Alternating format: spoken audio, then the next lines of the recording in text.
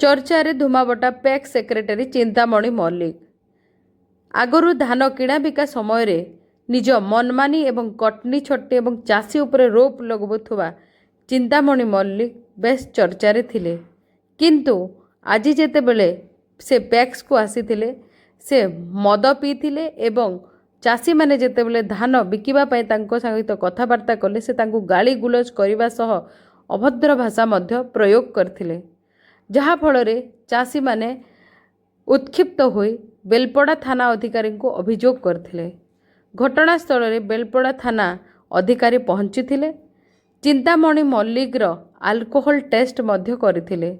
Alcohol ଟେଷ୍ଟରେ ଜଣାପଡ଼ିଥିଲା ଯେ ଚିନ୍ତାମଣି ମଲ୍ଲିକ ମଦ ପିଇକି ପ୍ୟାକ୍ସକୁ ଆସିଛନ୍ତି, ଯାହାଫଳରେ ଚାଷୀମାନଙ୍କର ଅଭିଯୋଗ କ୍ରମେ ତାଙ୍କୁ ବେଲପଡ଼ା ଥାନାରେ ଅଟକ ରଖାଯାଇଛି।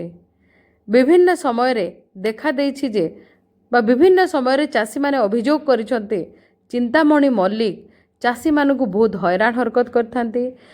ମିଲର୍ସମାନଙ୍କର କଥାରେ ପଡ଼ିକି ସେ ଅତ୍ୟଧିକ କଟନୀ ଛଟନୀ, ମଣ୍ଡିରେ ଚାଷୀମାନଙ୍କର ଧାନ ଗଦା ଥିବା ସମୟରେ ଚୋରି, ଏଭଳିଆ ବହୁତ ଅଭିଯୋଗ ତାଙ୍କ ନାଁରେ ରହିଛି।